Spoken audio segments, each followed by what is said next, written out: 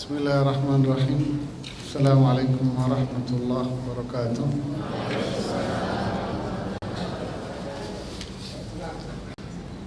Alhamdulillah hamdan thayyiban mubarakan fih. Nahmaduhu wa nasta'inuhu wa nastaghfiruh wa na'udzu billahi min shururi anfusina wa min sayyiati a'malina. May yahdihillahu fala mudilla lahu wa may yudlil fala hadiya lahu. Asyhadu an la ilaha illallah wa asyhadu anna Muhammadan abduhu wa rasuluh la nabiyya ba'dah. Amma ba'd. Para jamaah, Bapak dan Ibu rahimani wa rahimakumullah, kita akan lanjutkan pada hari ini biidznillah kajian dan pembahasan kita tentang fikih. Dan alhamdulillah kita sudah banyak mempelajari permasalahan-permasalahan dalam fikih, mulai dari taharah, bersuci, kemudian salat wajib, dan berbagai macam permasalahan dalam salat sunnah. Kemudian kita juga sudah menyelesaikan pembahasan tentang terakhir kemarin bulan yang lalu tentang zakat, dan pembahasan zakat sudah selesai. Terakhir kita bicara masalah orang-orang yang berhak menerima zakat, sehingga pembahasan yang berikutnya masuk pada rukun Islam yang keempat. Pembahasan rukun Islam yang keempat yaitu tentang hukum-hukum puasa Ramadan. Momennya insyaallah tepat ya, karena sebentar lagi bulan Juni ya, pertengahan bulan Juni sudah masuk bulan Ramadan. Dan ini bagian dari persiapan kita untuk menyambut bulan Ramadan, bukan dengan hal-hal yang tidak disyariatkan seperti banyak yang terjadi di masyarakat kita, menyiapkan atau persiapan bulan Ramadan dengan pesta, arak-arakan, atau hal-hal yang lain, hal-hal yang tidak disyariatkan di dalam Islam. Tetapi yang disyariatkan justru ditinggalkan oleh masyarakat. Apa itu? Mempersiapkan ilmu. Ini yang cenderung tidak diperhatikan oleh masyarakat. Mereka ibarat kata semangat untuk menghadapi, karena semangatnya semangat pepesan kosong, akhirnya semangat itu hanya letupan pertama saja. Letupan pertama saja. Setelah itu akan hilang dan selesai. Ibarat sebuah produk handphone, pertama kali nongol, letupan pertama nongol, luar biasa launchingnya di mall atau di tempat manapun. Tetapi kalau sudah lewat sekian lama, apa yang terjadi? Sakit hati jualnya, kan gitu kan? Nah, begitu juga yang terjadi di masyarakat kita ketika Ramadan tiba atau sebelum Ramadan tiba, luar biasa sambutan masyarakat di mana-mana, tapi itu hanyalah sambutan-sambutan yang tak bernilai. Ya, walaupun mereka mengatakan itu sebuah syiar. Syiar itu kalau kita melakukan sesuai dengan standar dan kaidah yang berlaku, baru itu dinilai sebagai syiar. Kalau dia melakukan sesuatu yang tak sesuai dengan standarnya, tidak sesuai dengan prosedurnya, apakah itu dikatakan sebuah syiar? Tidak, itu bukan syiar namanya. Nah, itulah yang terjadi di masyarakat. mereka melakukan hal-hal persiapan-persiapan Ramadan yang tidak sesuai dengan sunnah Rasulullah Sallallahu Alaihi Wasallam, arak-arakan kesana kemari, pawai, tetapi tidak mempersiapkan sisi ilmu, sehingga itu hanya sekedar repesan kosong saja. Akibatnya banyak mereka yang justru malah menginjak-injak kehormatan dan kemuliaan bulan Ramadan. Masjid-masjid, musola-musola hanya dipenuhi cuma 3-4 hari saja. Ini yang saya bilang letupan-letupan pertama. Kajian-kajian di bulan Ramadan marak, tetapi kajian-kajian itu tidak maksimal. Ini bahasa para jamaah yang aktif. Apa isinya? Itu aja dari awal sampai akhir. Ya, tidak terstruktur dengan baik, tidak tertata dengan baik, materinya terulang-ulang, sehingga terkesan jamaah, bukan terkesan lagi, penilaian jamaah menjenuhkan. Ya kan?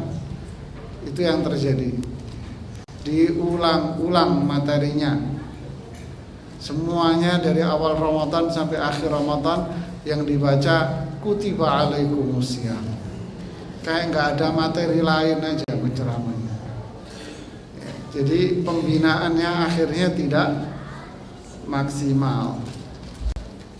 Ini sekedar pengantar dan evaluasi.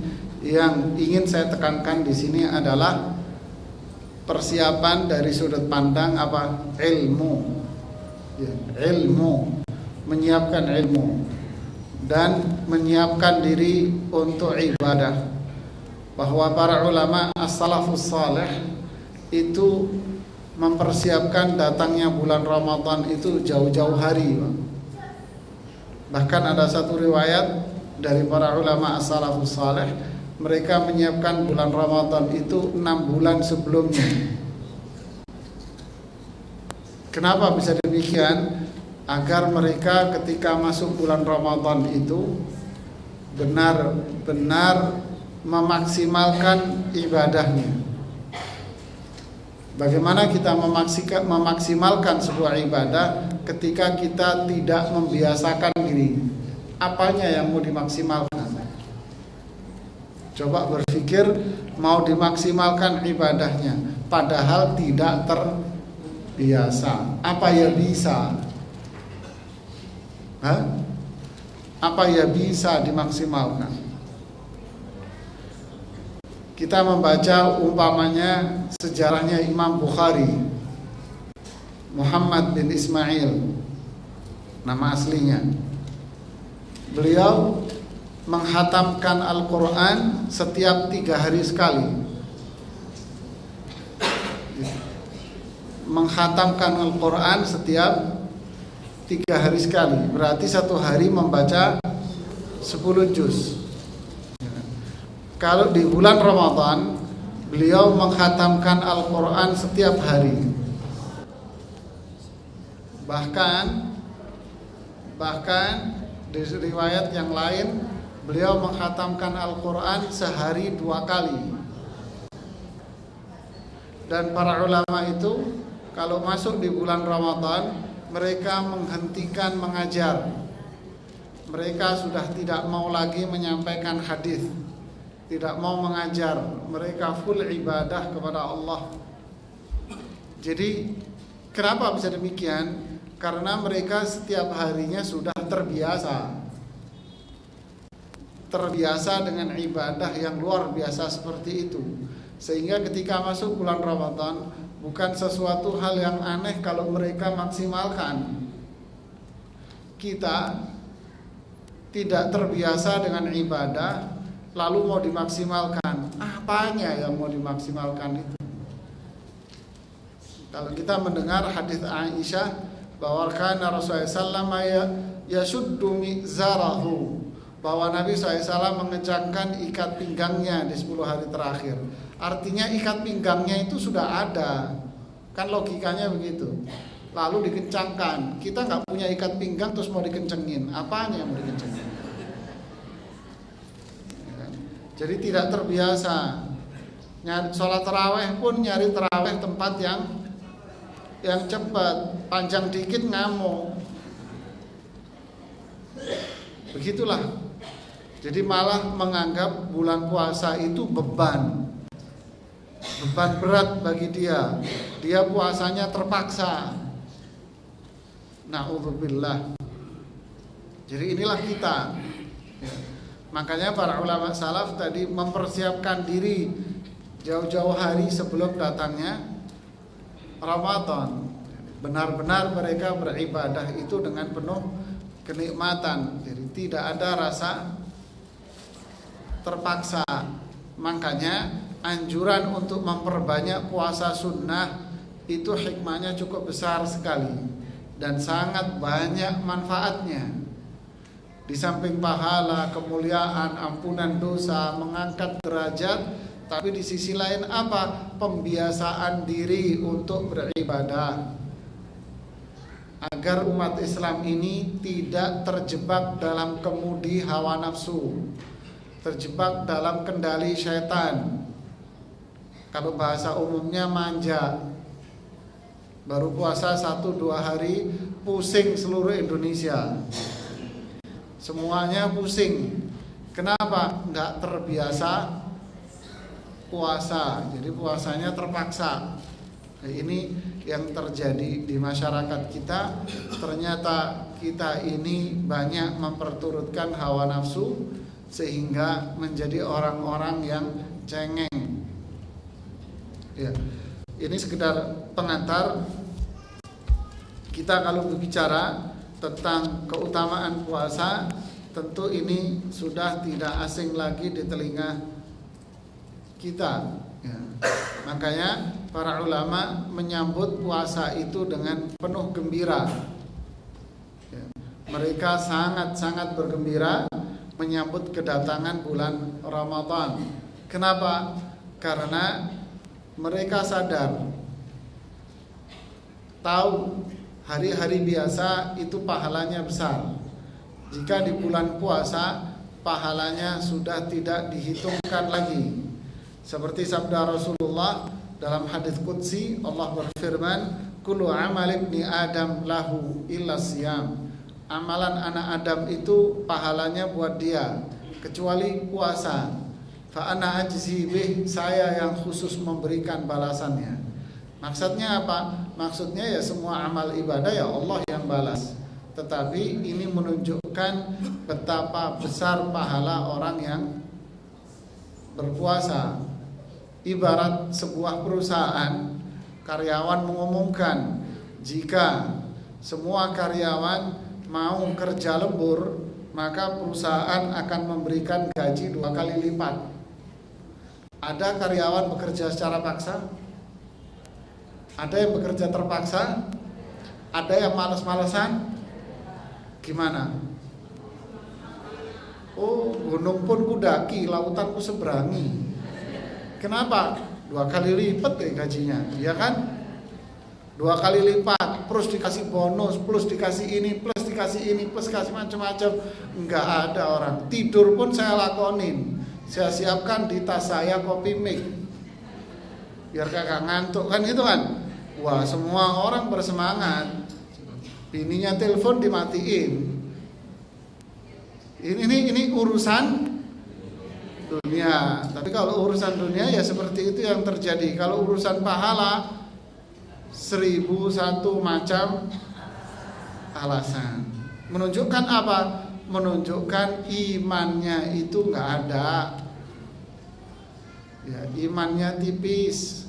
Imannya iman tempe mendoan. Tempe mendoan Purwokerto itu loh, mateng enggak, mentah enggak. Ya, itulah imannya. Jadi imannya itu iman sekelas tempe mendoan gitu. Kalau dikasih tempe ya mau dimakan. Padahal tempenya kayak gitu ya. Inilah masyarakat kita. Jadi inilah pentingnya seseorang belajar ilmu. Karena iman atau mohon maaf amal itu tidak akan muncul spontanitas, tapi amal itu muncul karena faktor iman. Dan iman itu tidak akan muncul spontanitas, bukan bangun tidur terus jadi orang beriman, tidak. Tapi iman itu pun muncul karena ilmu. Ilmu yang melahirkan iman yang melahirkan amal soleh. Kalau nggak mau belajar, ya semuanya tidak akan lahir, semuanya tidak akan muncul. Nah, ketika kita tahu, seorang muslim tahu bahwa amalan yang begitu besar yang dijanjikan oleh Allah memunculkan keimanan kepada Allah, keimanan yang kuat terhadap Allah, maka menjadikan dia sangat dan sangat bersemangat. Ya. Jadi ini hadis-hadis seperti ini sangat sering kita dengar. Ya. As-saumu junnah, puasa itu adalah benteng diri dari apa? Dari berbagai macam keburukan, dari berbagai macam sifat-sifat buruk, dari kemaksiatan, dari perbuatan dosa. Coba kita memperbanyak puasa sunnah juga, maka puasa-puasa ini akan menjadi benteng buat kita, menjadi pelindung kita dari berbagai macam kejahatan. Makanya menarik Allah mengatakan qad aflaha man zakkaha, beruntunglah orang yang mensucikan jiwanya, diantaranya dengan puasa. Qad aflaha man tazakka, jadi telah beruntung orang yang membersihkan jiwanya. Puasa adalah salah satu cara membersihkan jiwa kita. Puasa ibarat kita membangun sebuah pondasi, benteng yang sangat kuat pada diri kita, dan itu akan mencegah diri kita dari godaan syaitan, maksiat, dan berbagai macam perbuatan jahat yang lain. Luar biasa manfaatnya. Apalagi ketika Allah mengatakan lisaimi farhatan, orang puasa memiliki dua kebahagiaan. Bahagia ketika dia berbuka, bahagia ketika dia bertemu dengan. Jadi orang yang rajin berpuasa, dia ada jaminan surga. Jaminan surganya apa? Kelak akan bertemu dengan Allah. Jadi luar biasa. Ini manfaat besar dari puasa dan manfaat-manfaat lain. Kemudian Allah mengatakan, Rasul mengatakan di hadis Abu Sa'id Al-Khudri, la yasumu 'abdun yauman fi sabilillah, tidaklah ada seorang hamba berpuasa satu hari saja di jalan Allah kecuali Allah akan menjauhkan dirinya di hari itu dari api neraka sejauh 70 tahun. Satu hari aja. Ya, mau puasa wajib, mau puasa sunnah, satu hari aja puasanya, maka diri kita dijauhkan oleh Allah dari api neraka selama 70 tahun. Lah kalau puasanya rajin Senin Kemis gimana Pak? Ya, luar biasa. Padahal antara puasa dan tidak beda tipis. Apa itu? Paling bedanya sarapan sebentar, kemudian setelah itu kagak makan lagi. Paling cuman minum-minum aja kan. Nanti ketemu makan lagi kapan? Siang. Habis siang gak makan-makan lagi, paling ngemil-ngemil dikit atau minum lah. Ketemu makan lagi kapan? Malam. Terus bedanya sama puasa apa? Ya kan? Tipis kan? Apalagi ibu-ibu yang di rumah males makan siang. Ya ibu-ibu yang di rumah kan males makan siang. Ya kan Bu? Sebagian, enggak semua. Ya, apalagi yang males makan siang. Itu bedanya apa dengan puasa? Beda tipis. Jadi kalau kita membiasakan diri dengan puasa, kita akan merasakan nikmatnya. Buat kita sehat, emosi terkontrol, pikiran selalu jernih, selalu mendapatkan pertolongan dari Allah, dilindungi oleh Allah. Hari-hari kita penuh dengan keberkahan, pahala setumpuk, dan seterusnya dan seterusnya. Luar biasa. Dijauhkan dari api neraka. Ini sebuah kemuliaan yang tiada tara. 1 hari saja padahal. Dijauhkan dari neraka berarti masuk surga. Jadi indahnya orang yang berpuasa. Subhanallah. Ini kalau tidak ada kemuliaan lain bagi orang berpuasa, cuman ini saja, ini sudah cukup. Tapi ternyata tidak. Masih setumpuk lagi kemuliaan orang-orang yang berpuasa. Surga, inna fil jannati baban yuqalu lahu rayyan. Di surga ada pintu masuk atau tempat khusus bagi mereka yang rajin berpuasa, yaitu surga Ar-Rayyan. Nah, inilah keutamaan mereka yang berpuasa, baik puasa Ramadan maupun puasa sunnah, puasa wajib ataupun puasa sunnah, semuanya masuk dalam kemuliaan ini. Ya, semuanya akan mendapatkan kemuliaan ini kalau kita rajin berpuasa. Rasulullah SAW itu rajin puasa Senin Kemis, ya kan? Kenapa? Saya ingin amalanku di hari Senin Kemis ini ditutup dengan kebaikan dan pahala-pahala yang lain, ya. Dijauhkan dari neraka seperti yang tadi ini. Jadi ini yang perlu kita contoh. Ini sunnah Nabi yang kita hidupkan. Bukan giliran nikah aja sunnah Nabi ngomongnya. Kalau puasa bentar dulu deh Pak, kan? Kemudian puasa itu terbagi menjadi 2 kan? Puasa wajib dan puasa sunnah. Puasa wajib dan puasa sunnah. Puasa wajib terbagi menjadi 3. Jadi puasa wajib itu ada 3 macam. Pertama, wajib dilihat dari sudut pandang waktu.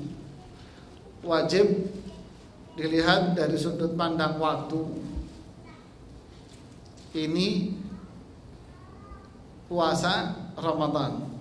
Ya, inilah puasa Ramadan. Jadi dia dilihat dari waktunya, yaitu bulan Ramadan. Nah, ini yang disebutkan di Al-Baqarah itu 183, ya. 183 itu. Jadi wajib dilihat dari sudut pandang waktunya, yaitu bulan Ramadan.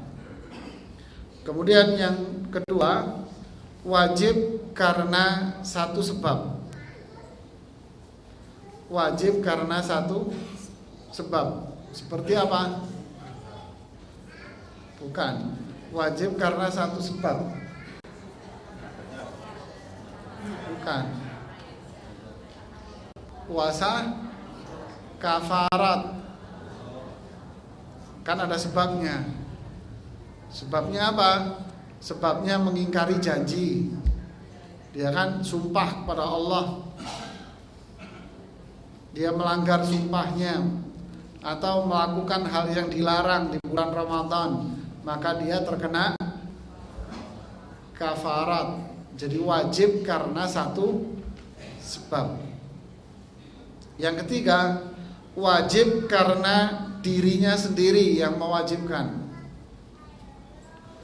Wajib karena dirinya sendiri yang mewajibkan. Apa ini? Nazar.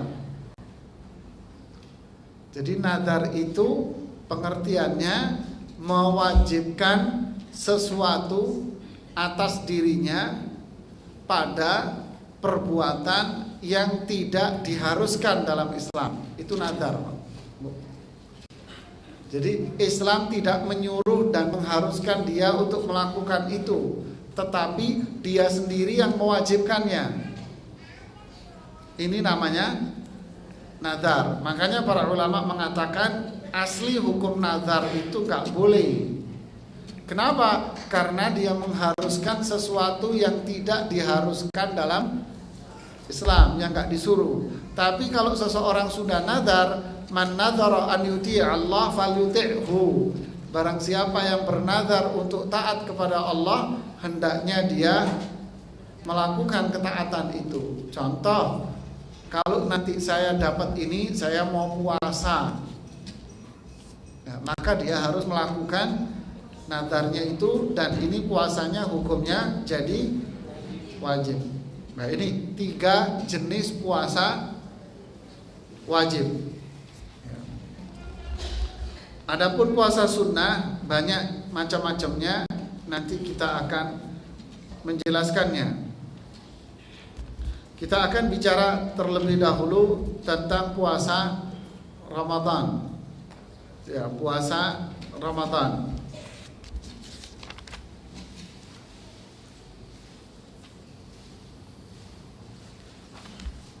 Banyak para ulama berbicara tentang puasa Ramadan dari 2 sisi.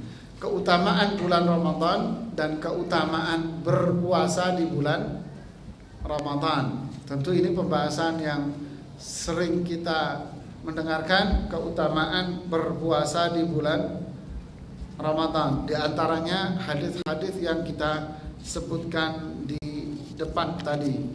Dan kita maklum bahwa puasa Ramadan ini merupakan salah satu dari rukun Islam. Artinya, kalau seseorang menyia-nyiakannya, maka Islamnya akan runtuh. Ibarat bangunan yang harus dibangun dengan 5 pondasi, tapi ternyata cuma dibangun 4 pondasi saja. Apa yang terjadi? Ya runtuh bangunan itu. Artinya bangunan Islam dia, keislaman dia bisa runtuh semuanya. Puasa Ramadan pertama kali disyariatkan oleh Allah kepada umat Islam tahun keberapa?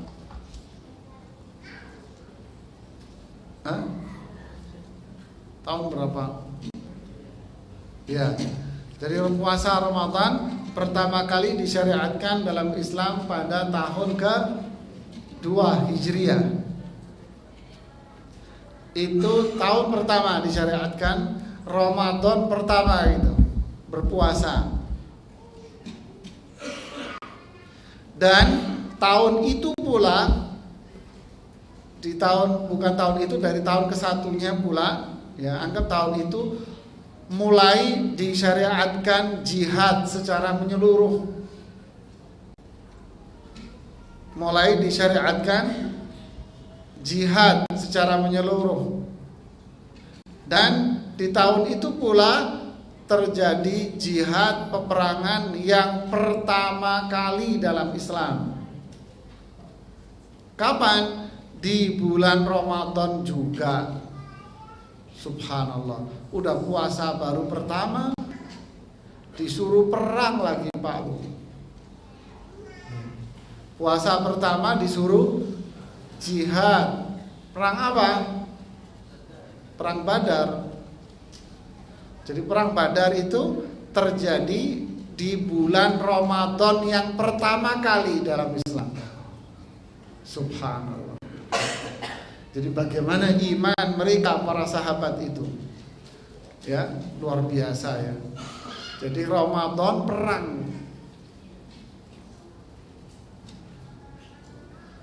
Mereka berperang pada tanggal 17 Ramadan. Jadi tanggal 17 Ramadan mereka berperang melawan pasukan musyrik di daerah Badar dekat kota Madinah. Pasukannya nggak imbang lagi, mending pasukannya imbang. Pasukannya kagak imbang, pasukan Rasulullah 300-an, pasukan mereka 1000. Ramadan lagi. Jadi lihat, mereka bukan orang yang cengeng. Perjuangan dan iman mereka sangat tinggi. Ya, inilah Ramadan pertama kali disyariatkan dalam Islam, yaitu tahun kedua.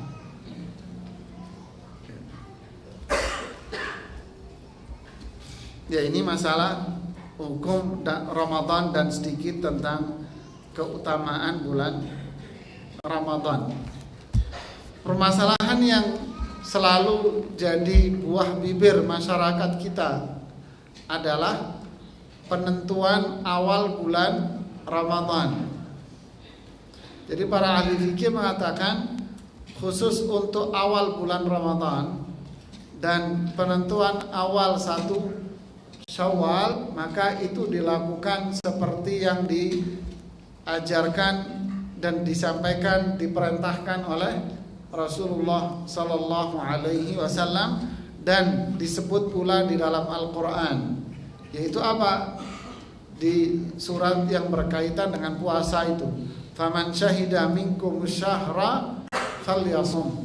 Barang siapa yang menyaksikan bulan itu, hendaknya dia lihat bahasa Al-Quran, menyaksikan, melihat bulan itu, menyaksikan, melihat. Dipertajam ayat ini oleh Rasulullah SAW dalam hadisnya, idza ra'aitumuhu fasumu. Ya kan? Jika kalian melihatnya, hendaknya kalian berpuasa. Yaitu melihat apa? Hilal, bulan. Dilihat. Jika bulan terlihat, berpuasa. Artinya kalau tidak terlihat, maka fa'akmilu sya'bana 30 yauman. Jika tidak terlihat, maka sempurnakan bulan Sya'ban 30. Berarti melihatnya tanggal berapa? Tanggal 29. Kalau tanggal 29 terlihat di sore harinya, maka besoknya sudah 1 Ramadan. 1 Ramadan, kan gitu kan? Tapi kalau tanggal 29 tidak terlihat, maka kita harus menyempurnakan dan menggenapkan bulan Sya'ban 30 hari. Kenapa? Karena Rasulullah SAW mengatakan asyahru hakadha wa hakadha wa hakadha. Artinya apa? Hitungan bulan itu Rasulullah membuka jarinya 10 sampai 3 kali, begini. Artinya apa? Menentukan setiap bulannya, dan penentuan bulan itu berlaku untuk 30 hari perputarannya. Jadi 1 bulan itu 30 hari. Kecuali karena faktor-faktor dari sisi bulan, ya. Makanya di penentuan Ramadan Rasulullah SAW mengatakan fa in ghumma 'alaikum fa akmilu sya'bana 30 yauman. Jika tidak terlihat bulan itu karena faktor mendung, maka sempurnakan bulan Sya'ban 30 hari. Berarti besoknya sudah pasti bulan Ramadan. Nah, di sini yang menarik di ayat ini Al-Baqarah ini sama di hadis ini dua-duanya menggunakan bahasa melihat. Faman syahida, barang siapa yang menyaksikan. Di hadis Rasulullah SAW, jika kalian melihat, berarti menentukan awal bulan itu harus dengan melihat bulan. Melihat bulan bisa dilakukan dengan 2 cara. Langsung dengan mata telanjang seperti ini, atau dengan menggunakan alat. Ya, para ulama juga membolehkan karena ini bagian dari perkembangan zaman, teknologi. Bisa dilihat dengan mata telanjang, bisa pula dilihat dengan menggunakan media alat, teleskop atau yang sebagainya. Ini termasuk makna dari melihat. Jadi penentuan awal bulan Ramadan tidak menggunakan penglihatan, maka itu tidak bisa dijadikan dasar untuk menentukan awal bulan Ramadan.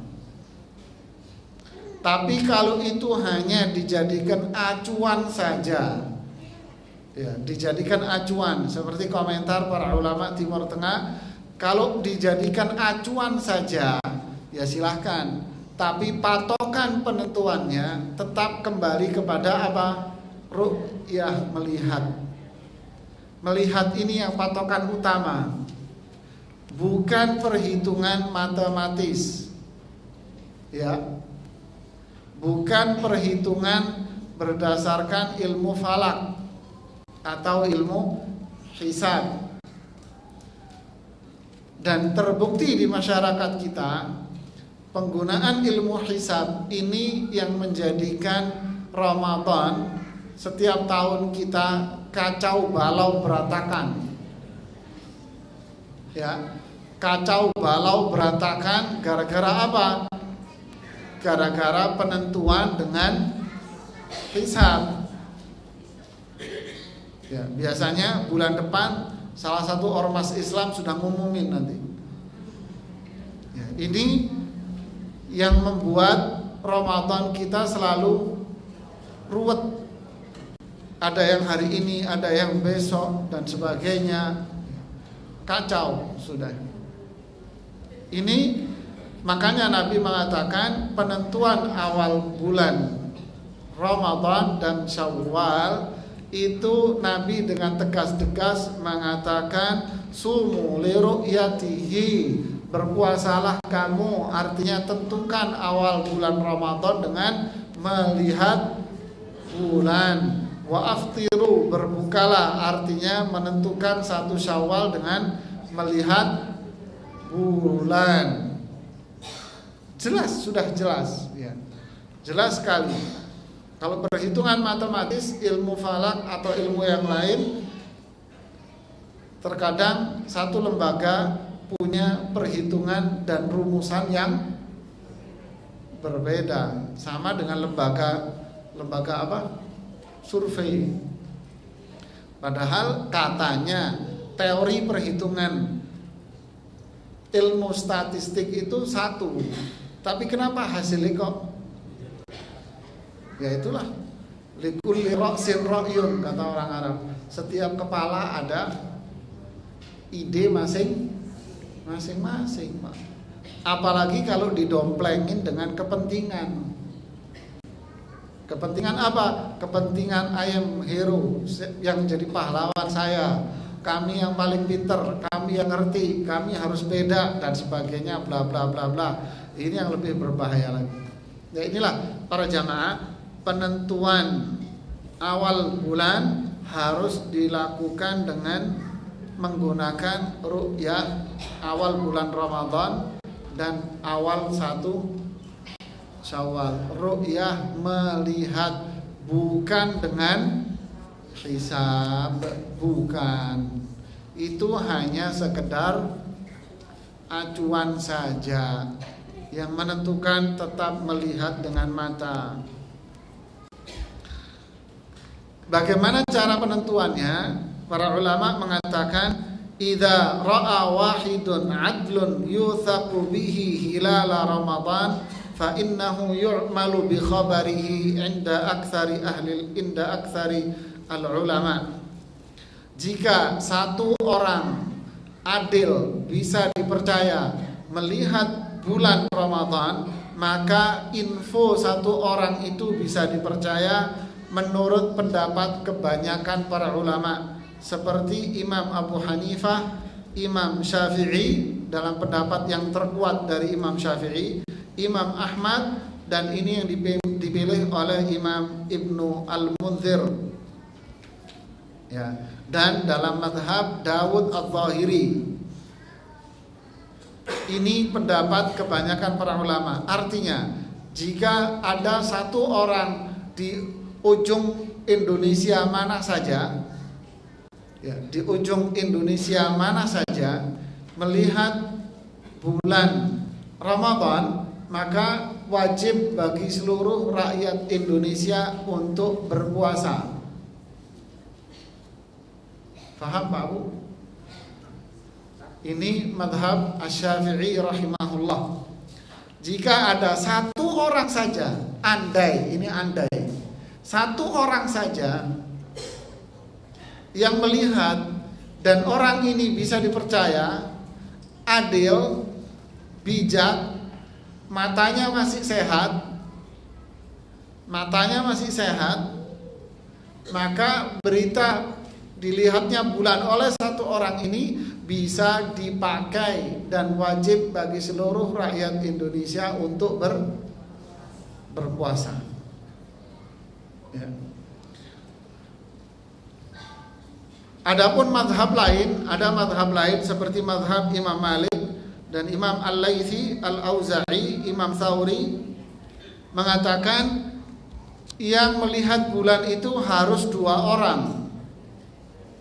Kalau satu nggak diterima, kalau 2 orang diterima. Apalagi yang melihat banyak.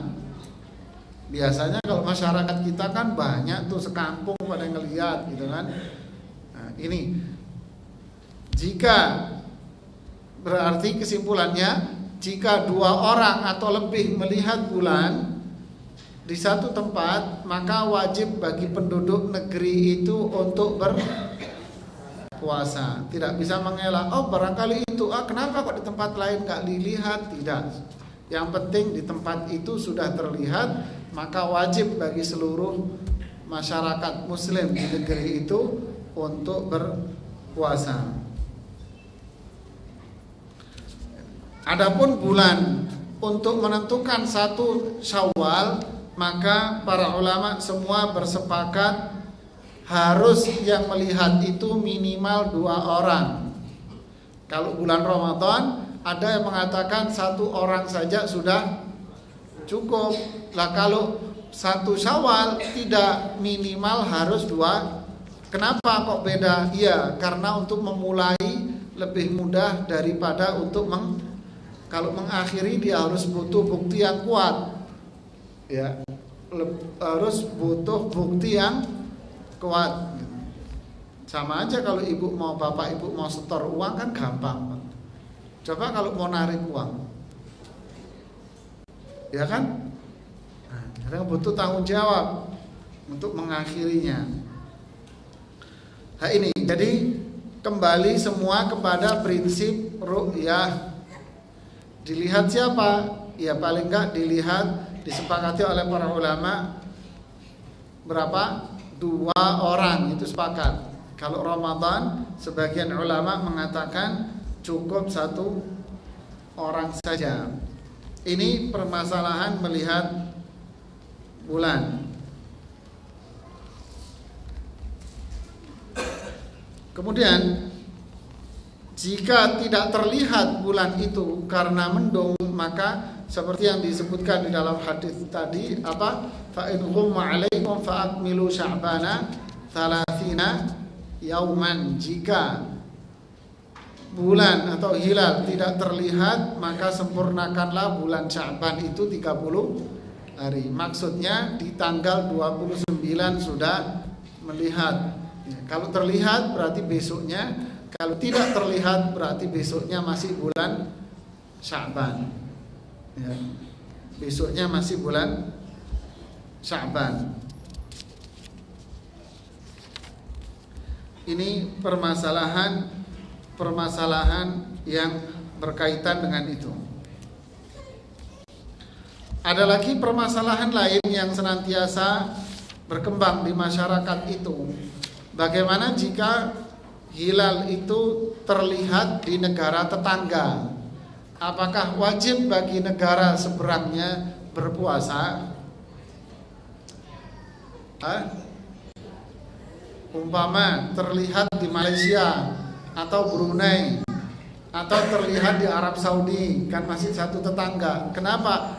Masih satu malam, waktunya masih sama. Sini malam, sono malam.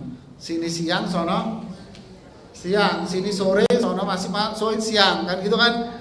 Jadi masih satu alur waktunya, bukan sini malam sono siang, kan kakak nyambung kan gitu kan. Nah, jadi masih satu alur waktunya. Apakah wajib bagi negara yang satu alur waktunya ini berpuasa?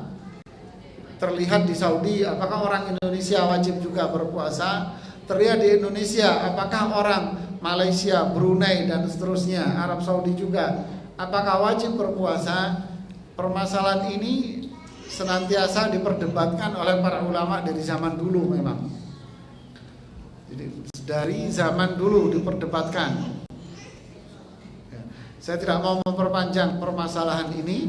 Intinya ada yang mengatakan iya, ada yang mengatakan tidak. Maksudnya iya apa? Iya, jika terlihat bulan di negara yang sama, ya maaf, di negara yang satu waktu dengan dia, maka semua negara yang satu waktu itu harus ikut berpuasa. Ada yang mengatakan tidak, setiap negara harus melihat hilal masing-masing. Nah, kita melihat seperti fatwanya Syekh Muhammad Shalih Utsaimin dan fatwa sebagian para ulama yang kontemporer mengarah kepada yang kedua ini. Mengarah kepada yang kedua, yaitu apa? Setiap negara melihat bulan masing-masing, satu. Yang kedua, setiap negara dan setiap masyarakat muslim di negara itu berpuasa berdasarkan keputusan dari pemerintah muslim masing-masing. Ya. Kenapa? Karena masalah ini adalah masalah yang berkaitan dengan kemaslahatan orang banyak.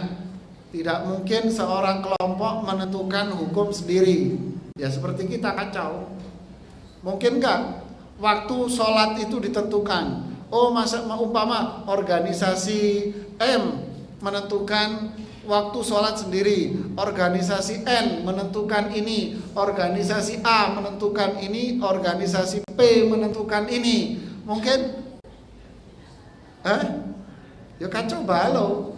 Sini sudah adzan, sono belum. Karena apa? Karena sini organisasinya N, yang di sana belum karena organisasinya M umpamanya. Akhirnya apa? Sini sudah sholat, di sana wah belum Pak, belum waktunya sholat. Itu gimana? Ya kacau, acak-adut Pak.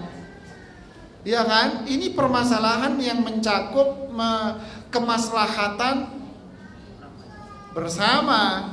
Jadi bagaimana? Ditentukan oleh pemerintah. Jadi para ulama yang kontemporer sebagian besar dari mereka mengatakan berpuasalah berdasarkan negara masing-masing. Berpuasalah berdasarkan keputusan pemerintah kalian. Ini aman, tidak akan terpecah belah. Ya. Kalau umpama, mohon maaf, ini hanya umpama. Kalau pemerintah, oknum yang di pemerintah itu menentukan puasa semau sendiri, ya sudah, biarin dia yang salah. Kita hanya mengikuti. Lah kalau saling menyalahkan, wah itu seenaknya. Kalau gitu kita bikin puasa lain, tandingan. Ya itu yang terjadi di masyarakat kita kan. Itu yang terjadi. Akhirnya semua mau bikin tandingan. Ya udah, satu saudara aja ruwet. Bapaknya puasa hari ini, anaknya nggak mau, anaknya puasa besok. Atau bapaknya ngikut pemerintah, anaknya kagak mau, harus mau ngikut organisasi M umpamanya. Terus silaturahminya mau ke rumah ayahnya masih puasa. Kapan? Ya udah besok ke rumah ayahnya, berantem di rumahnya. Kan begitu kenyataannya kan. Kadang suami istri juga beradu. Istrinya ngaji di masjid, kata istrinya, Mas, kata Ustadz ngikut puasa pemerintah, sudah enggak ikut organisasi ini M hari ini? Istrinya bilang besok. Akhirnya suaminya puasa hari ini, istrinya puasa besok, pulang nggak ada lontongnya kan gitu. Tapi kayaknya sih kakak ada ini sih, cuma saya aja ngarang tadi. Biasanya sih istrinya dipaksa ngikut kan, itu kan dipaksa ngikut, umpamanya keras-kerasan gitu kan, pulang ya bengong sudah, nggak ada lontong, nggak ada makan. Jadi istilahnya akhirnya apa? Nggak terasa puasanya kan. Jadi inilah pentingnya kebersamaan. Jadi benar fatwa dari para ulama kontemporer seperti Syekh Muhammad Shalih Utsaimin, terus para ulama yang lain yang masih hidup, bahkan para ulama-ulama Yordan seperti Al-Albani Islamic Center juga sama keputusan mereka, berpuasalah di negara masing-masing dan berpuasalah berdasarkan keputusan pemerintah. Ini aman sudah ya, untuk menghindari dampak buruk yang terjadi. Yang kedua, untuk mendapatkan kebersamaan. Apa dalilnya? Dari sisi dalil, ada hadis sahih Rasulullah SAW mengatakan, sumu yauma yasumun nas wa aftiru yauma yuftirun nas. Ini yang dijadikan dalil. Berpuasalah bersama dengan mereka yang berpuasa. Berbukalah, yaitu lebaranlah bersama mereka yang artinya apa? Kalau mau menentukan awal Ramadan ya bareng-bareng. Kalau mau menentukan satu Ramadan ya satu Syawal ya bareng-bareng, sehingga semua mulai puasa bareng, lebaran bareng, kan nikmat. Nah, ini hadis yang disebutkan oleh Rasulullah SAW, dan hadis ini dinyatakan sahih oleh para ulama ahli hadis. Ya, ini satu permasalahan. Permasalahan yang kedua adalah masalah syarat puasa.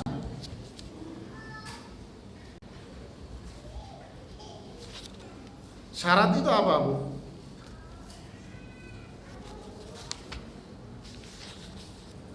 Syarat itu apa?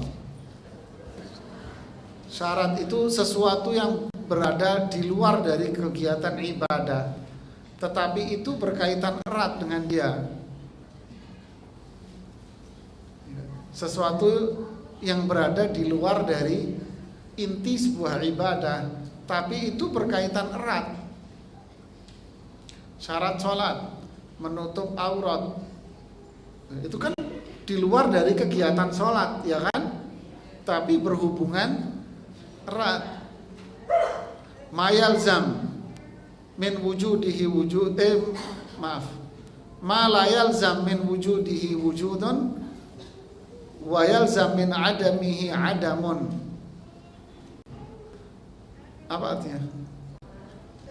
Sesuatu yang keberadaannya itu tidak mengharuskan dia ada, tetapi ketidakadanya itu akan berpengaruh pada ketidakadaan dari perbuatan itu. Faham? Enggak, muter-muter. Ini bahasa usul fikih. Jadi wujud keberadaan dari perbuatan itu tidak mengharuskan itu ada. Apakah orang yang menutup aurat harus sholat?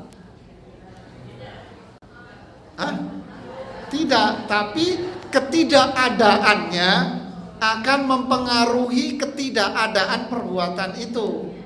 Artinya kalau dia sholat tanpa menutup aurat berarti sholatnya, bukan berarti setiap orang menutup aurat itu mau sholat.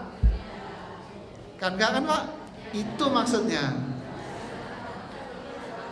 Apakah setiap orang wudhu itu harus sholat? Tapi sholat itu tidak sah kalau tidak ada wudhu. Itu maksudnya. Ya, itu syarat.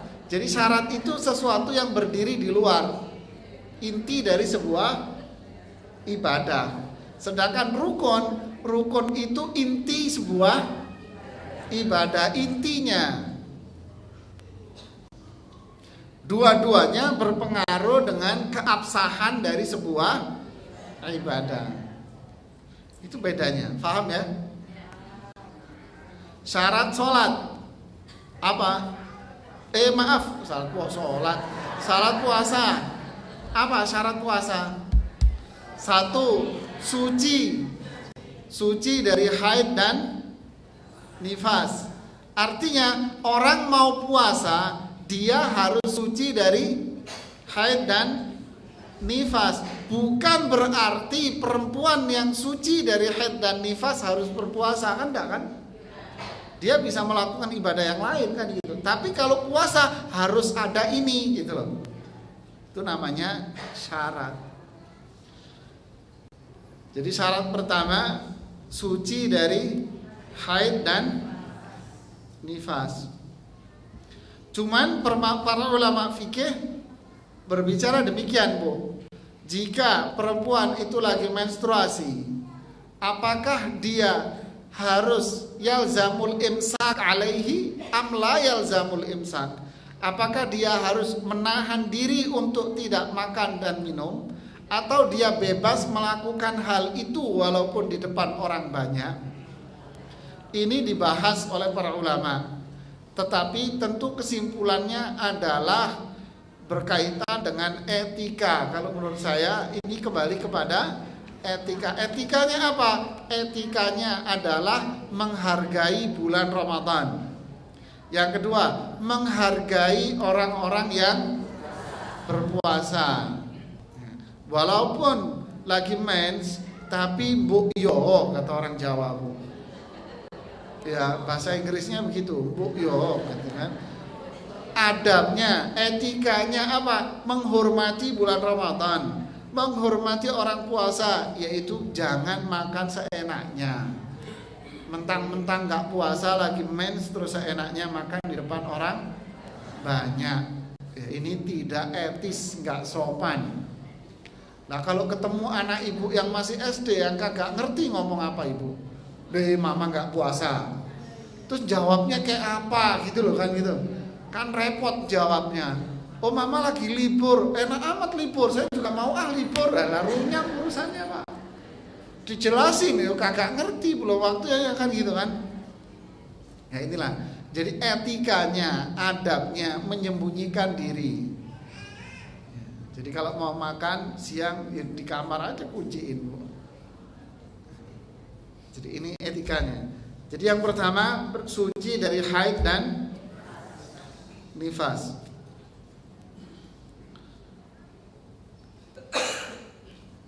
Kemudian yang kedua niat. Ta'yinun niyah, yaitu niat, menentukan niat. Ya niatlah, niat mau puasa. Ini yang selalu ramai dibahas. Pertama,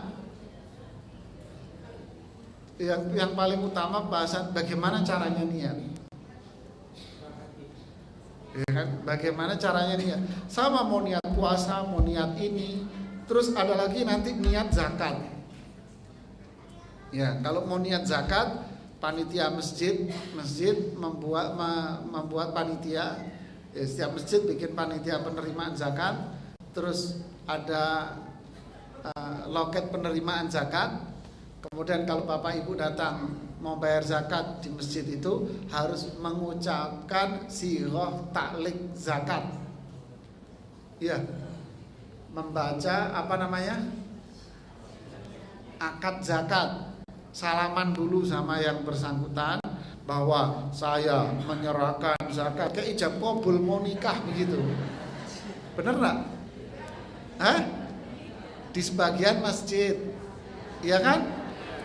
Iya, kalau laki perempuan Bapak Ibu yang datang dia laki nggak usah salaman, cuman mengucapkan. Kalau nggak hafal sudah disiapkan kata-katanya ini Ibu. Ribet amat orang mau berangkat. Ya. Kemudian mau sholat juga sama.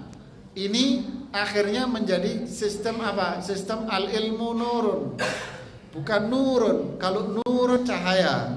Tapi kalau orang Jawa Timur yang baca al ilmu nurun. Apa nurun, Bu? Nurun, turun temurun. Jadi kopas aja akhirnya. Apa? Usolli fardhan.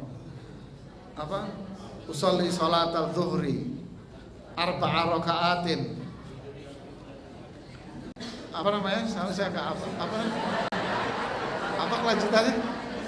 Arba'a raka'atin mustaqbilal qiblati, kalau berjamaah makmuman lillahi ta'ala. Kan gitu kan? Artinya tahu kan? Tahu. Ada orang Indonesia sholat di samping orang Saudi, orang Arab. Dia sholat usolli sholatal maghribi thalatha raka'atin mustaqbilal qiblati makmuman lillahi ta'ala. Sebelum takbir dicolek sama orang Arab. Mas, apa? Kurang. Apanya? Belum disebutin hari, tanggal, bulan, tempatnya. Komplit sekalian, Mas. Mau wudu sama nawaitul wudu'a lirafil hadatsil asghar. Akhirnya kakak wudu. Kenapa? Niatnya belum komplit, diulangi lagi. Niatnya belum komplit, diulangi lagi. Akhirnya seperti kata satu cerita, bener enggaknya. Jadi imam di desa itu imamnya bapak ini, tapi kalau mau wudu 10 menit. Wudunya 10 menit, Pak. Ragu-ragu enggak wudu-wudu dia akhirnya. Anaknya pulang dari pondok. Ngeluh jamaah masjid, bapakmu kalau wudu lama. Oh, gampang. Katanya. Apa? Ketika ayahnya wudu, kan dulu pakai, orang desa kan pakai kayak kolam gitu kan. Nah, ketika ayahnya wudu, dia lewat disenggol, akhirnya cemplung ayahnya dicemplung.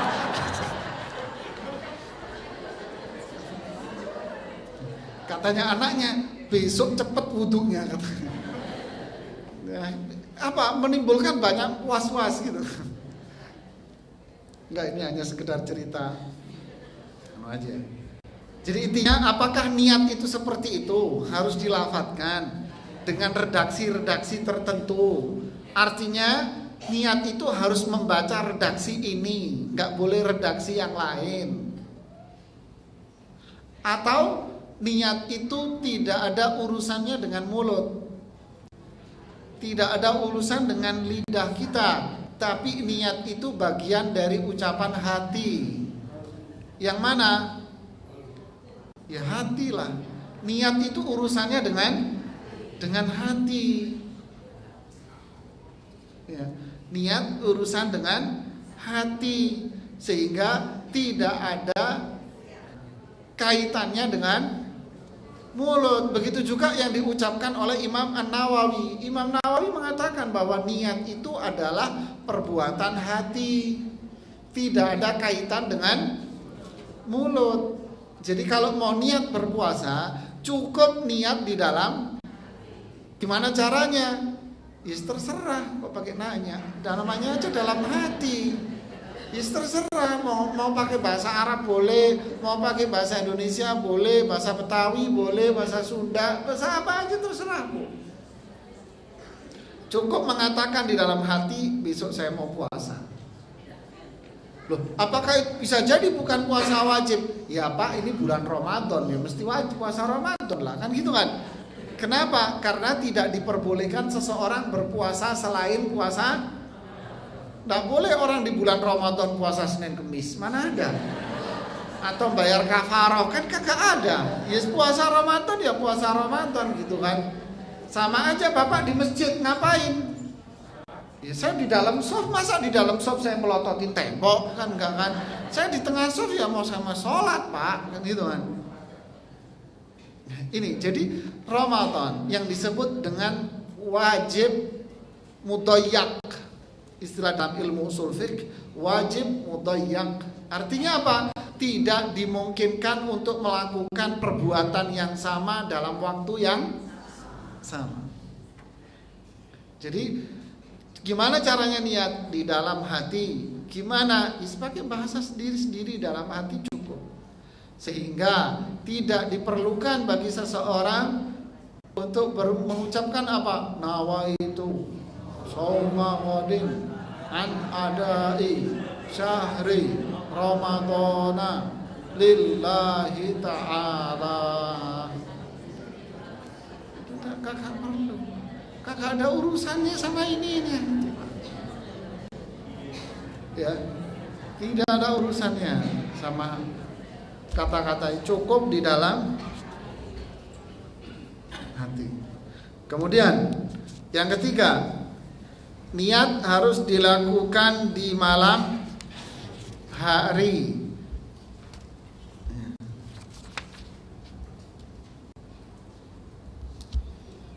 Disebutkan dalam hadis, la siyama liman lam yubayyit minal lail.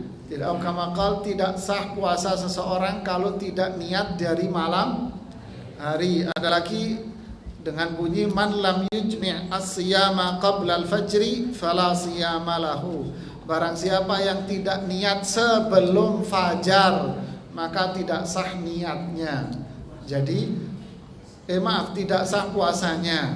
Jadi niat puasa Ramadan pertama tadi, yang kedua dilakukan di dalam hati, yang ketiga syaratnya adalah dilakukan di malam hari. Batasan malam itu dari mana ke mana? Dari habis maghrib sampai menjelang adzan subuh. Ya, dari habis maghrib sampai menjelang adzan subuh itu malam. Ini malam penilaian Islam, bukan malam penilaian orang Barat. Kalau dalam dunia Barat, Islam malam itu sampai jam berapa? Sampai jam 12 ya. Lepas jam 12 dikatakan apa? Pagi dini hari. Makanya suruh nonton bola, nggak boleh sholat, karena sudah dianggap pagi. Jadi kalau pakai prinsip ini nggak ada sholat subuh. Kenapa? Nggak ada waktu subuh, Pak. Bertolak belakang kan? Ini dunia Barat yang selalu mengambil jalan lain dari Islam. Jadi kita dikadalin sama konsep itu, sadar atau nggak sadar nggak ngerti deh. Jadi kalau pakai konsep itu berarti ada sholat subuh? Nggak ada. Wong fajar kagak ada, kan sudah pagi. Islam tidak. Malam dalam Islam itu ya habis maghrib sampai menjelang fajar. Setelah azan subuh lah itu waktu fajar. Pagi mulai kapan? Matahari terbit. Nah ini, jadi niat berpuasa di bulan Ramadan, batas waktunya malam itu ini. Artinya ketika ketika sahur, niat di situ di waktu sahur boleh tidak? Boleh, tidak ada masalah. Kenapa? Belum subuh, belum adzan subuh. Nah ini. Dan niat ini berlaku pada puasa Ramadan saja. Adapun puasa sunnah, dia boleh niatnya walaupun setelah matahari sudah terbit, walaupun udah pagi. Umpama dia kelupaan, kalau hari ini hari Senin umpama, dia kakak sahur dan gak niat, tahu-taunya sudah pagi jam 8 atau jam 9, tahu, oh ini hari Senin ya, iya, kalau gitu saya puasa deh. Boleh? Boleh, asal belum makan nasi uduk. Sudah makan nasi uduk sepiring, terus sudah ngopi segelas mau puasa, ya kayak anak TK akhirnya. Sudah minum segelas baru mau puasa, ya tidak. Ya. Jadi kalau puasa sunnah boleh terlambat, nggak apa-apa. Ya. Tapi kalau puasa Ramadan tidak diperbolehkan. Jadi dia harus niatnya di malam hari.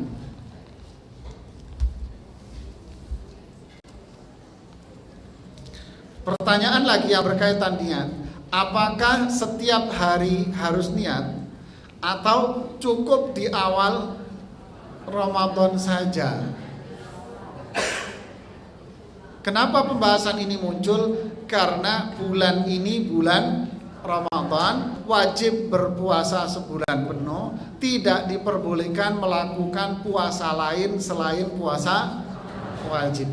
Jadi yang dia lakukan puasa ini ya wis pasti puasa Ramadan, nggak mungkin, ya kan? Masa ke Tanah Abang mau cari sayuran kan kakakku, ya kan? Mau ngapain ke Tanah Abang? Ya beli baju kain. Masa ke Tanah Abang beli sayuran, mau beli telur kan? Bukan tempatnya kan gitu. Terus nggak usah nanya, oh ibu mau ngapain di sini? Ya masa saya mau belanja sayur di sini? Ya mesti beli baju lah gitu kan. Jadi ini yang disebut tadi, yang saya sebut wajib mudayyak, wajib yang sempit. Maksudnya apa? Tidak diperkenankan untuk melakukan ibadah yang sama dalam waktu yang, jadi nggak boleh berpuasa lain, mau puasa sunnah, puasa ini. Saya mau qadha dulu deh sekalian puasa Ramadan, sekalian mengqadha yang dulu, semaunya sendiri dong. Nah, sehingga muncul permasalahan ini. Apakah niat itu cukup sekali di awal Ramadan, selebihnya nggak usah niat, atau setiap malam harus niat? Pendapat pertama mengatakan yajibu tabyitus siyami fi kulli lailatin min layali Ramadan. Pendapat pertama, wajib niat di malam hari setiap malam-malam Ramadan. Ini pendapat kebanyakan ulama. Jadi maksudnya pendapat ini mengatakan setiap malam harus niat. Ini pendapat yang pertama, berdasarkan keumuman hadis yang di atas, yang kita sebutkan tadi itu, man lam yujmi'a siyama qabla al-fajri fala siyama lahu. Barang siapa yang tidak niat di malam hari, maka tidak sah puasanya. Berarti dia harus niat setiap malam. Ini pendapat yang pertama. Pendapat yang kedua, ini pendapatnya Imam Malik dalam salah satu riwayat dari Imam Ahmad yang mengatakan annahu takfi niyatun wahidah anis syahri kullih fi awalih. Dia cukup niat sekali saja di awal Ramadan. Ya, di awal Ramadan. Ini perbedaan pendapat. Mau niat sekali, ada titik kebenarannya. Kenapa? Karena bulan ini tidak memungkinkan orang berpuasa selain puasa Ramadan, kecuali perempuan yang habis menstruasi. Setelah dia menstruasi, nggak puasa 1 minggu, maka untuk memulai puasanya dia harus niat lagi. Karena apa? Besok mau puasa apa masih belum suci kan gitu kan? Nah, untuk menentukannya itu harus niat. Kecuali itu. Adapun kalau yang sudah laki-laki atau perempuan yang sudah selesai dari itu semuanya, ya, maka ini masuk di sini permasalahannya. Ini masalah perbedaan pendapat. Jadi kalau niat sekali ada segi kebenarannya. Karena memang setiap hari dia puasa, ya puasa wajib, nggak ada yang lain gitu loh. Bagi yang mengatakan setiap hari, ya karena setiap hari berpuasa, jadi setiap hari harus niat. Ya. Yang benar yang mana? Wallahu a'lam. Saya nggak tahu.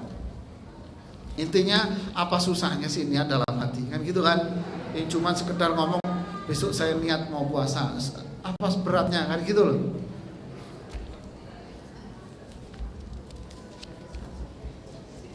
Ini yang berkaitan dengan syarat apa?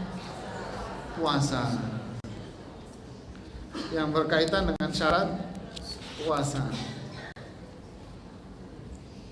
Adapun yang berkaitan dengan rukun puasa, rukun itu apa? Yang tadi inti dari sebuah ibadah. Berarti rukun puasa apa?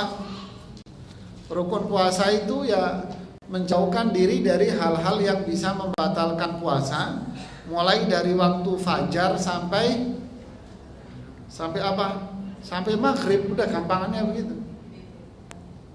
Mulai waktu subuh sampai waktu maghrib tiba.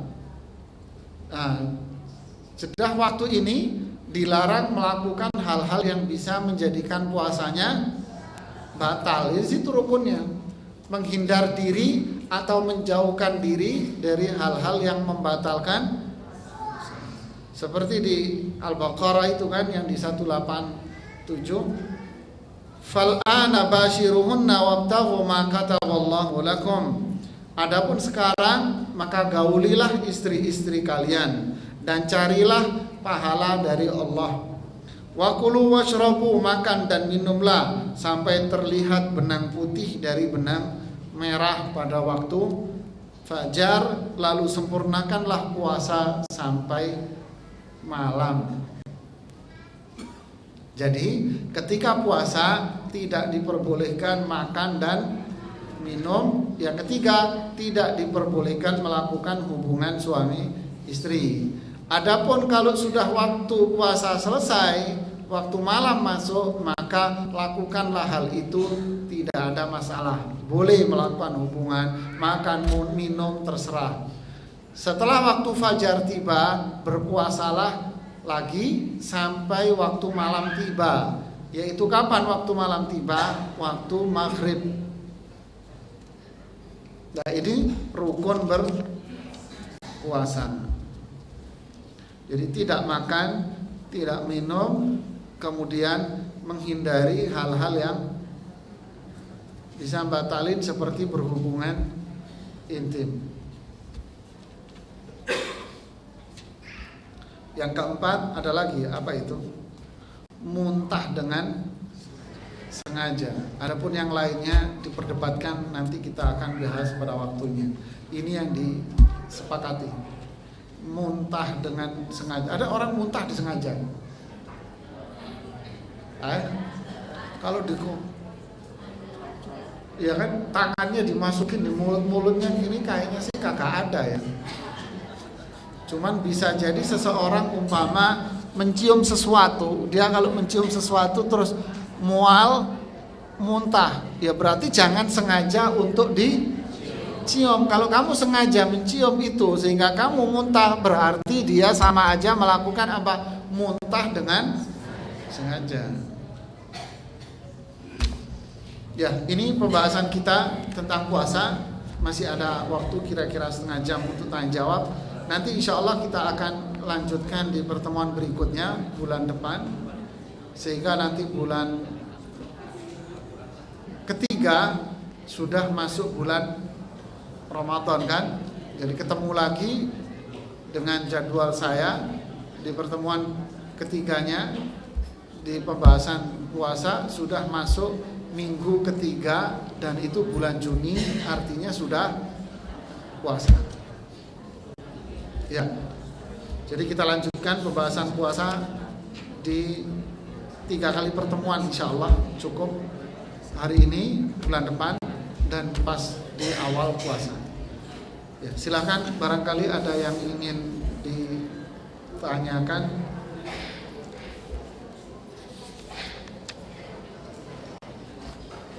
Silakan Bapak Ibu.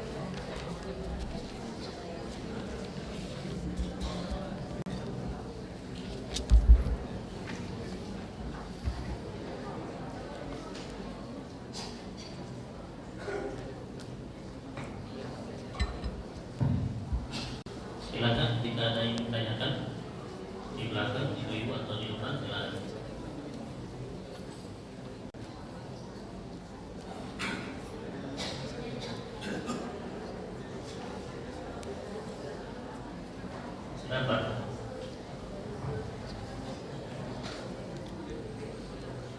Assalamualaikum warahmatullahi wabarakatuh. Saya merayakan hal yang menjadi soal etika. Boleh Pak? Baik, etika dan sebuah yang terakhir atau sebuah dan bagaimana etika baik sebenarnya. Iya. Bapak ini bertanya tentang i'tikaf. Rasulullah Sallallahu Alaihi Wasallam mulai dari awal Ramadan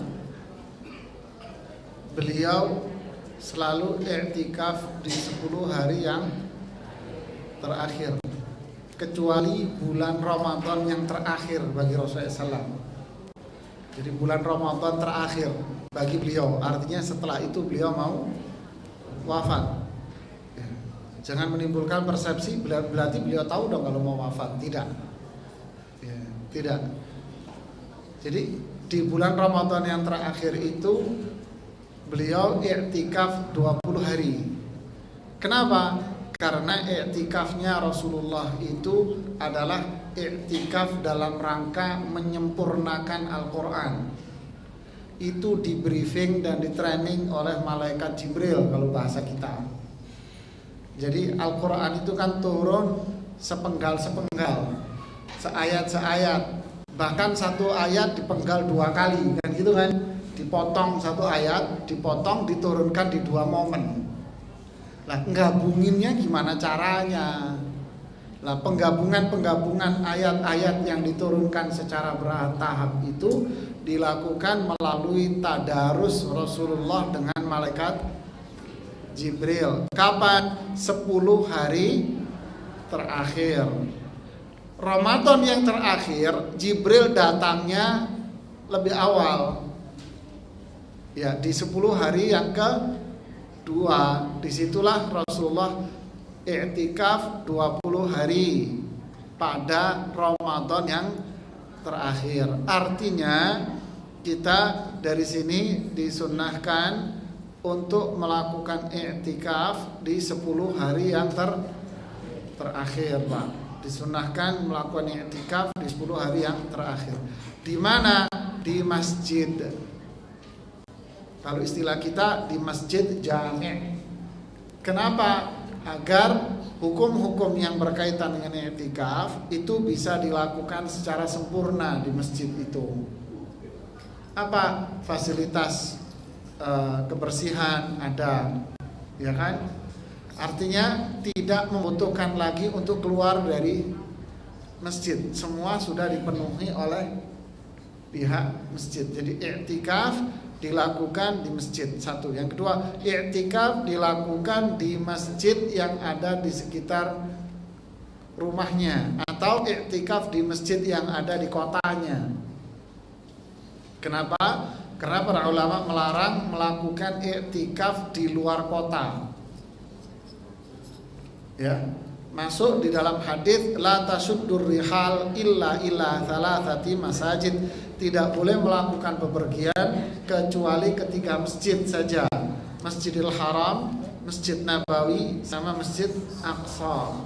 Jadi kalau ada niat umpamani orang Jakarta, orang luar Jakarta pergi ke Jakarta mau i'tikaf di Masjid Al-Azhar umpama, tidak boleh, Pak.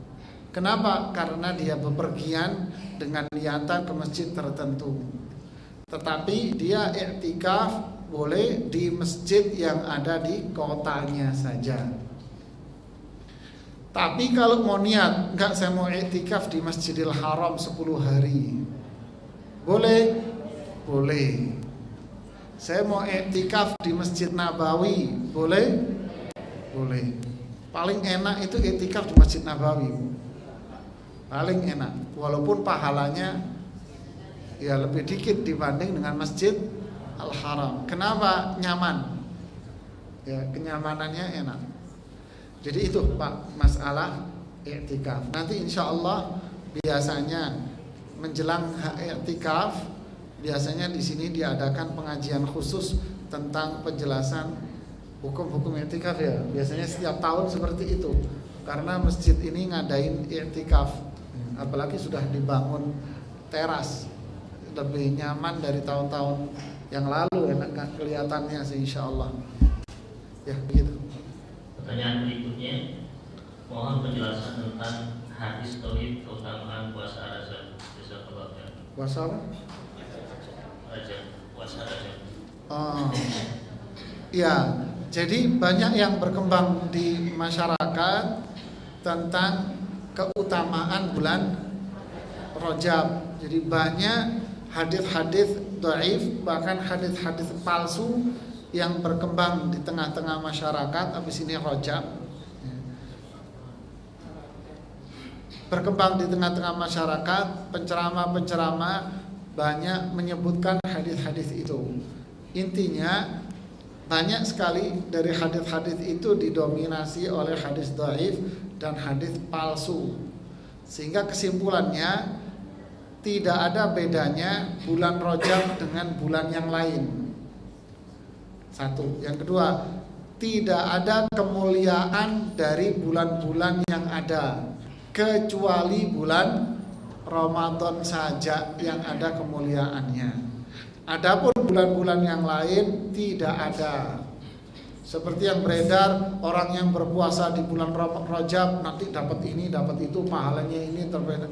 Ini semua adalah hadis-hadis palsu dan sangat lemah yang tidak perlu kita dengarin. Ya, tidak perlu didengerin.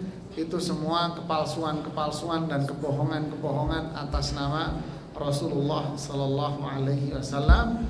Jadi tidak ada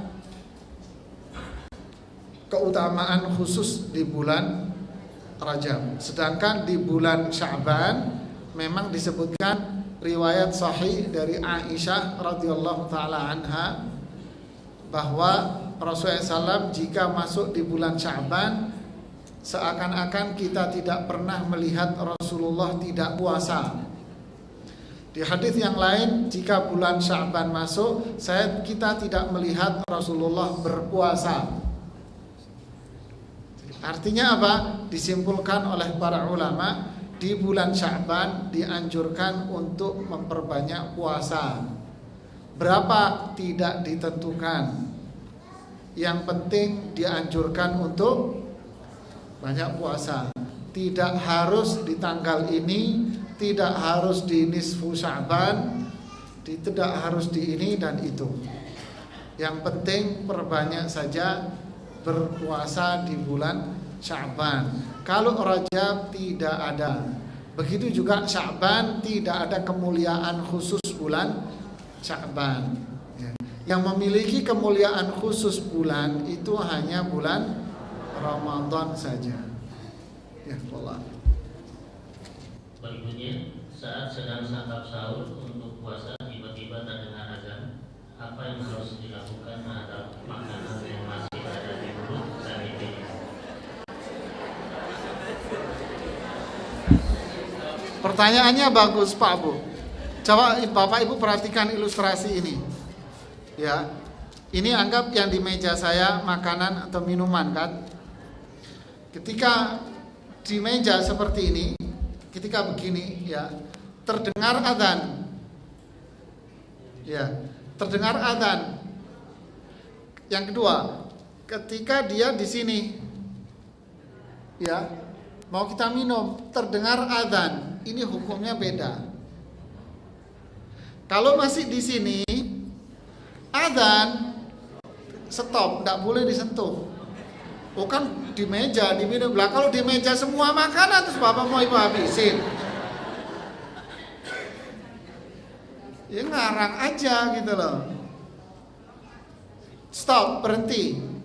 Ketika ini di tangan, ya kan, mau minum di tangan begini, tangan begini. Adzan, minum Bu. Nah kayak begini Bu, boleh Bu. Faham? Jadi ketika di tangan, artinya makanan, piring di sini. Kan jarang orang makan piring dipegang gini kan? Kayak supir angkot gitu. Supir kenek-kenek kan biasanya gitu. Umumnya orang di rumah kan mesti ditaruh begini kan Bu? Ya. Adzan, ya jangan dicolek.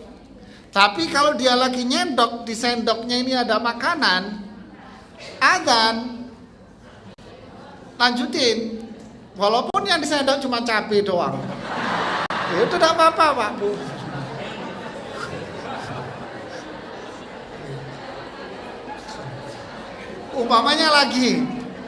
Umpamanya begini.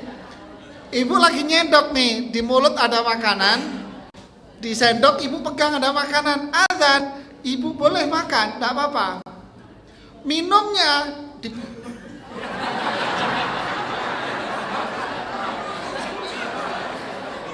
terus gimana dong?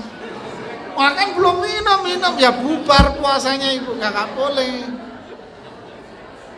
Ya. Oh ya repot dong Ustadz, biar nggak repot bangunnya lebih awal. Ya itu biar nggak repot sudah. Jangan ditawar ya.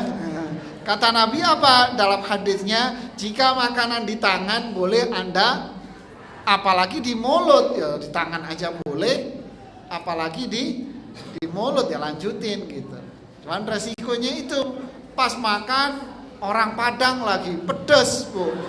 Adzan ya belum minum, ya udah. Ya. Berikutnya, lebih utama mana kita puasa Daud atau Senin Kamis? Kemudian apakah ada iktikaf di luar Ramadan? Ya, lebih utama mana? Dua-duanya utama, Bu. Dua-duanya istimewa. Kalau seseorang puasa Daud, ya sudah tidak perlu puasa Senin Kamis. Ya kan? Kalau sudah puasa Daud, dia sudah nggak perlu Senin Kamis. Kenapa? Dia akan dapat itu. Dia Senin dia berpuasa, berarti Selasa tidak, Rabu berpuasa, Kamis tidak. Tapi minggu depannya dia ketemu Senin tidak. Dia ketemunya Kamis, kan gitu kan? Nah, terus mutar. Jadi kalau sudah puasa Daud, ya dia sudah tidak perlu lagi puasa Senin Kemis. Kalau seseorang puasa Senin Kemis, dia tidak bisa puasa Daud. Jadi dua-duanya memiliki keistimewaan yang luar biasa. Kemudian, bolehkah i'tikaf di luar bulan Ramadan? Ini terjadi perbedaan di kalangan para ahli fikih. Ada yang mengatakan tidak ada i'tikaf di luar bulan Ramadan. Kenapa? Tidak ada dalil yang menyebutkan satupun bahwa Rasulullah itu i'tikaf di luar bulan Ramadan. Tidak ada. Ya. Dan yang dilakukan oleh Rasulullah SAW itu dan disebutkan dalam hadis, diperintahkan dan disebutkan di dalam ayat-ayat itu i'tikaf di bulan Ramadan saja. Atas dasar ini para ulama sebagian mengatakan tidak ada i'tikaf di bulan selain di bulan Ramadan. Tetapi kalau ada seseorang yang mau tinggal di masjid ya, dengan niatan ya netap di masjid, tetap dia akan mendapatkan pahala yang besar. Cuman perbedaan dengan penggunaan istilah, apakah itu diistilahkan sebagai i'tikaf atau bukan. Jadi masuk dalam kategori umum, yaitu apa? Keutamaan yang disebutkan di banyak hadis bagi orang yang hatinya terikat dengan masjid, atau orang yang selalu menjadikan masjid tempat tinggalnya, kan gitu kan? Dia demen tinggal di masjid, duduk di masjid lama, mau zikir di masjid, itu tetap memiliki keutamaan yang besar. Enggak, saya mau tinggal di masjid aja deh dari pagi sampai subuh, ya enggak ada masalah. Tapi masalahnya apakah itu i'tikaf atau bukan, itu loh di sini. Ya, kalau saya pribadi lebih cenderung mengatakan tidak ada di dalam hadis atau contoh dari Rasulullah bahwa beliau i'tikaf selain bulan Ramadan. Ini yang saya tahu. Ya. Jika seorang warga Indonesia sedang belajar di negara lain, apakah awal puasanya mengikuti negara yang sedang ditempati atau negara asal? Kemudian, kalau kita punya nadar puasa sebulan penuh, apakah boleh hal itu dan apa bisa dilaksanakan dalam waktu yang berbeda-beda? Jangankan yang tinggal di negara lain, umpama dia belajar tinggal di situ. Lah kita yang melakukan umrah umpama di bulan Ramadan, berangkatnya pesawat Saudi Airlines yang menuju ke Jeddah atau menuju ke Madinah, itu berangkat jam 1 siang, ya kan Bu? Jam 1 siang yang menuju ke dua kota, atau berangkat jam 3. Lalu sahurnya pakai sahur mana?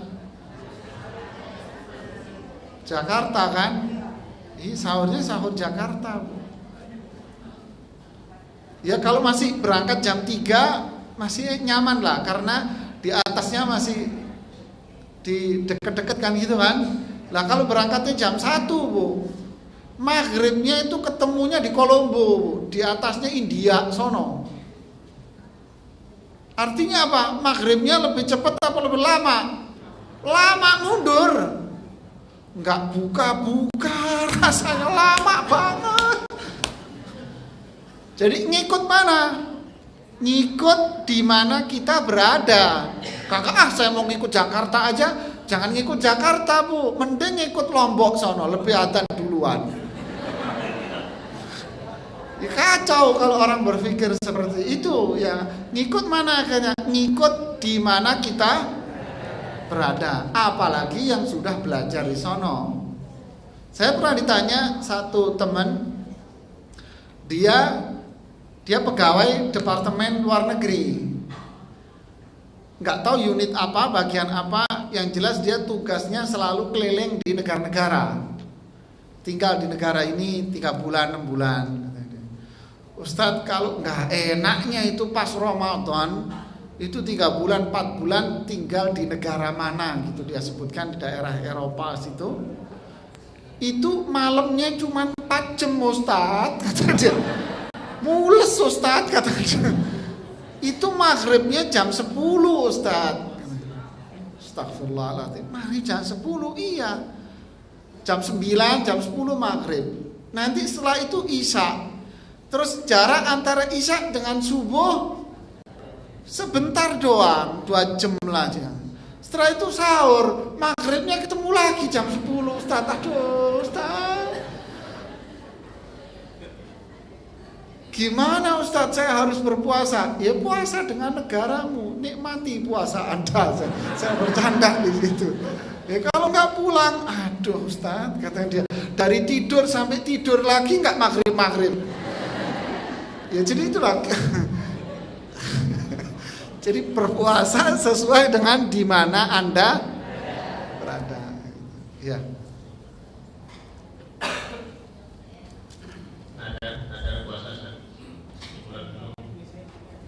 Kenapa? Nazar dengan puasa sebulan penuh. Nazar puasa sebulan penuh. Ada penjelasan yang seperti saya sindir tadi disampaikan oleh Syekh Muhammad Shalih Al-Utsaimin. Beliau mengatakan sebetulnya nazar itu boleh enggak? Beliau mengatakan nazar itu sebetulnya enggak boleh. Kenapa? Karena mengharuskan apa yang tidak diharuskan dalam syariat. Yang kedua, tapi kalau dia sudah bernazar, maka dilihat nazarnya apa? Nazarnya konteks ketaatan atau malah maksiat atau mubah. Kalau nazarnya dalam konteks ketaatan kepada Allah, seperti dia saya mau nazar sebulan penuh, maka konteks nazarnya ini dalam konteks ketaatan kepada Allah kan. Puasa itu kan taat. Nah, dia nazar puasa sebulan penuh, maka Rasulullah SAW mengatakan, man nazara an yuti'a Allah falyuti'hu.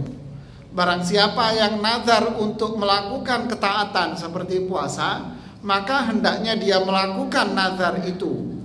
Nah, disinilah yang dikatakan para ulama fikih bahwa mengamalkan dan melaksanakan nazar taat ini hukumnya wajib. Sedangkan nazar yang sifatnya mubah, umpama nanti kalau saya dapat ini, saya mau traktir sarapan seluruh pengajian duha Masjid Al-Ihsan, umpamanya. Ini konteks ketaatan atau mubah. Mubah kan, maka dia tidak harus melakukan, boleh dikerjakan, boleh tidak. Ya, ini pembahasan khusus. Jadi menjawab pertanyaan ini, bolehkah seseorang nazar puasa sebulan penuh? Ya kalau nanya boleh, jangan dilakukan. Kenapa? Kamu mengharuskan sesuatu yang tidak disuruh dalam syariat Islam. Udah terlanjur ya Ustadz, ya kerjain. Wajib kamu mengerjakannya malah. Ya, wajib dikerjakan. Ya. Dan boleh berbeda-beda waktunya. Boleh nggak beda-beda waktunya? Tergantung konteks ininya, nadarnya. Kalau dia mengatakan saya mau nadar puasa sebulan penuh, berarti boleh dipindah-pindah? Nggak boleh, karena ada bahasa sebulan penuh, ada penuhnya ini. Habis nazar nyesel, aduh kenapa saya nazar? Ya makanya jangan nazar, jangan asal bunyi gitu loh, jangan asal semangat. Nggak harus dikerjakan, wajib. Dosa dia kalau tidak. Udah dosa kena kafarah lagi, double. Pertanyaan terakhir, bolehkah dalam niat ada tambahan basmalah? Kalau ada, adakah hadisnya? Kemudian bagaimana syarat dan ketentuan tidak puasa bagi ibu hamil dan ibu menyusui? Besaran fidyah atau pengganti puasa yang ditinggalkan, dan fidyah yang selama ini sudah terjadi bagi orang-orang yang meninggal. Ya. Pertama, masalah niat. Niat itu dalam hati dan tidak ada redaksi tertentu. Ya, tidak ada redaksi tertentu, cukup di dalam hati saja. Artinya, apakah harus baca basmalah? Tidak perlu, karena itu urusan dalam hati. Jadi cukup saya mau puasa Ramadan besok, saya mau puasa besok, cukup sudah. Tidak perlu baca Bismillahirrahmanirrahim. Nanti kalau pakai Bismillah, nanti nanya lagi, boleh nggak kita tambahin pakai sholawatan? Akhirnya kan panjang lagi ceritanya. Cukup niat dalam hati, seperti itu. Kemudian pertanyaan-pertanyaan yang diajukan tadi, puasa ibu hamil, bayar fidyah, bagaimana dengan mengganti puasa orang yang sudah wafat, nanti kita bahas pada pertemuan berikutnya. Ya, itu pembahasan panjang, ya cukup panjang, nanti kita jelaskan panjang lebar, biar ibu datang lagi sepenuh lagi kayak begini. Ya, silakan satu.